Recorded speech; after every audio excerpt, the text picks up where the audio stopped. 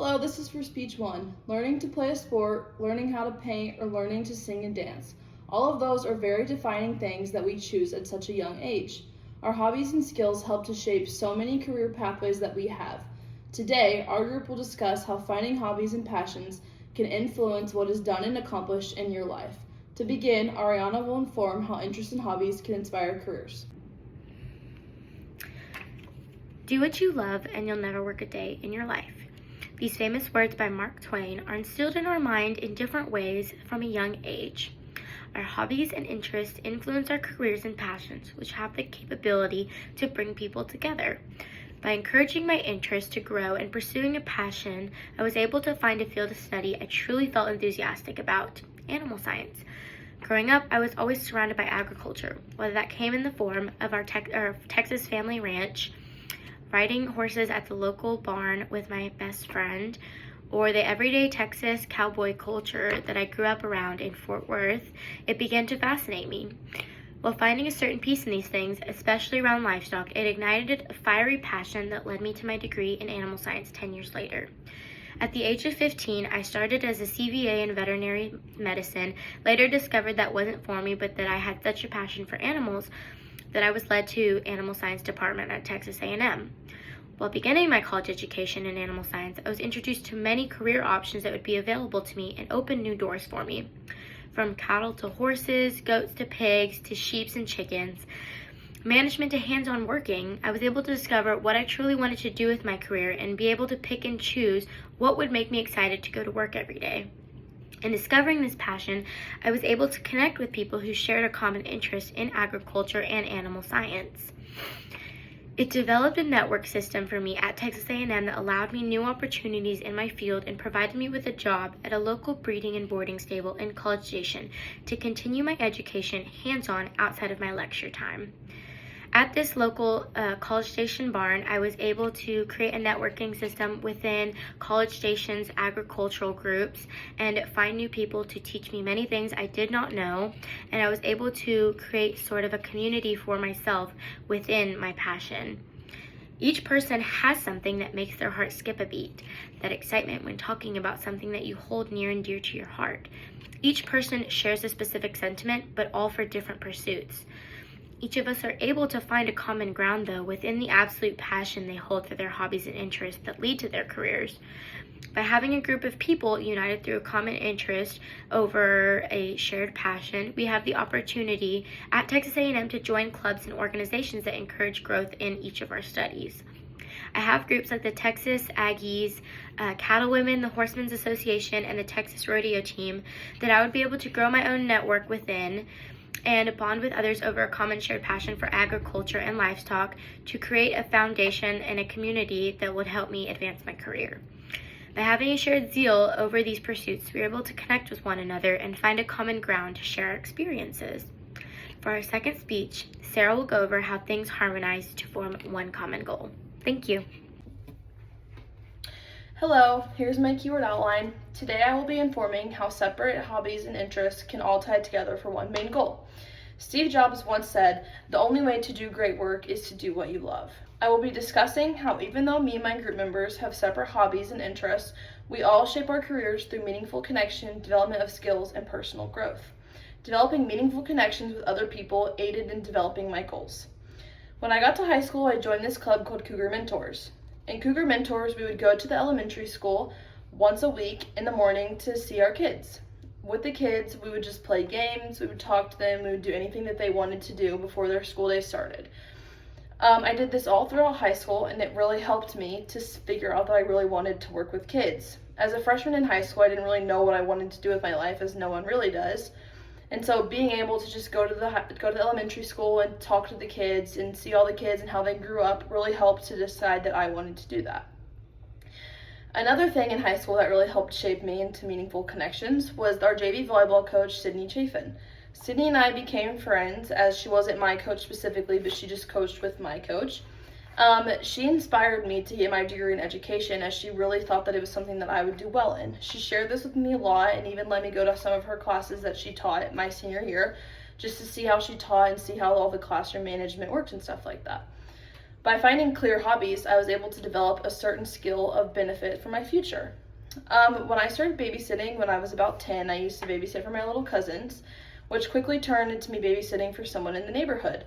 It was always very entertaining for me, and I always thought it was a lot of fun to just play with kids, have fun with kids, all that stuff. I even became a nanny for a few summers after that, babysitting for just one family specifically, driving their kids around everywhere, taking care of them during the day while the parents worked, all sorts of stuff like that. Additionally, in high school, I started student teaching. I student taught a lot just for fun, but also on like days I had off and when I graduated early, just so that way I could see what it was like to be actually in the classroom setting by myself. Student teaching really helped me a lot. I realized that there were certain grades that I like to teach more than others, certain things like that. All of these hobbies very much helped me to decide exactly more specifically what I wanted to do with my life. I was able to find a much needed personal growth when I first got to college. I joined a women's flow with all women where I met ladies who were very great and encouraging, and I found people there who also wanted to do the same thing I wanted to do or something similar. This helped as I was able to just talk with them and decide that it's something I really wanted to do, or if it was just something that was fresh on my mind because I did a lot of it in high school. Once I decided that it was something I truly wanted to do, I joined an education organization. When joining this organization, I met a lot of people who specifically wanted to do the same things as me. This was extremely helpful as I was able to see where they came from, different backgrounds, and how we all came together for one specific thing. My personal growth with that was that a lot of people came from different areas and different places and all wanted to do the same thing. We all had the same goal in common, which was to help little kids. Through both of those, the Women's Flow and the education organization, I was able to decide that they're both something I wanted to do. In conclusion, as you have heard, our group members have different hobbies and interests. However, we have all managed to find things that connect us and make us connected in some sort of way. Through my meaningful connections, being able to find my hobbies and develop a certain set of skills and find a much needed personal growth in college, I was able to discover what I really wanted to do with my life, as that can sometimes be challenging, and I discovered that I want to be an elementary school teacher and that I want to help little kids grow. All of this, in conclusion, has helped me to be a better person today and decide what I wanted to do with my life. Thank you. Allow your passion to become your purpose, and it will one day become your profession. These wise words from best-selling author Gabby Bernstein remind us that pursuing what we love will lead to a career filled with purpose, fulfillment, and happiness.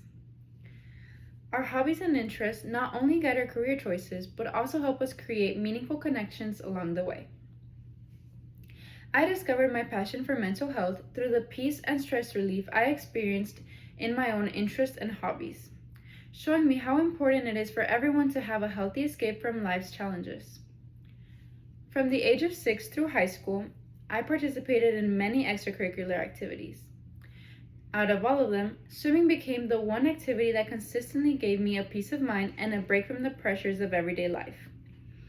As I grew up dealing with chronic overthinking and anxiety, swimming practice became my safe space, somewhere where I could temporarily clear my mind and feel at peace. That experience helped me realize that I was not alone in facing mental challenges. And it showed me how important it is for everyone to have some sort of escape from the stresses of daily life. Although I discovered how swimming positively impacted my mental health, I also realized that the people I met through this hobby taught me just as much about understanding others as it did about understanding myself. Building relationships with people through my hobbies, especially those who also sought it as an escape from daily stress, strengthened my ability to understand and empathize with others. These experiences have reinforced my desire to pursue a career in psychology, and I am positive it will help me connect with future patients. Meeting people from different backgrounds and listening to their experiences has taught me the importance of empathy and active listening. These skills will help me better understand patients' emotions, perspectives, and challenges without making any judgments, allowing me to create a supportive and trusting environment. Learning to relate to others through shared experiences has also improved my communication skills. As a future psychologist, it will make it easier for me to recognize what patients are trying to express, even when they struggle to put their thoughts and words or feelings into words. By understanding both their verbal and nonverbal communication, I will be better prepared to provide meaningful support and guidance. As I became better at understanding and empathizing with others, I noticed people naturally started trusting me with their personal struggles, giving me many opportunities to put those skills I learned into practice. Having teammates who consistently came to me to talk about their personal problems helped me build my confidence and strengthen my desire to pursue a career in psychology. These experiences showed me the impact that simply listening and being present can have on someone's well-being. I noticed that as more teammates trusted me with their problems, I developed better listening skills and communication skills, learning to recognize when someone simply needs a safe space to be heard and when they're looking for advice or guidance. And when offering advice, I learned the importance of being honest, compassionate, and understanding, not telling them what they want to hear, but what is better for them. These experiences helped me develop essential skills that are valuable in nearly every area of psychology.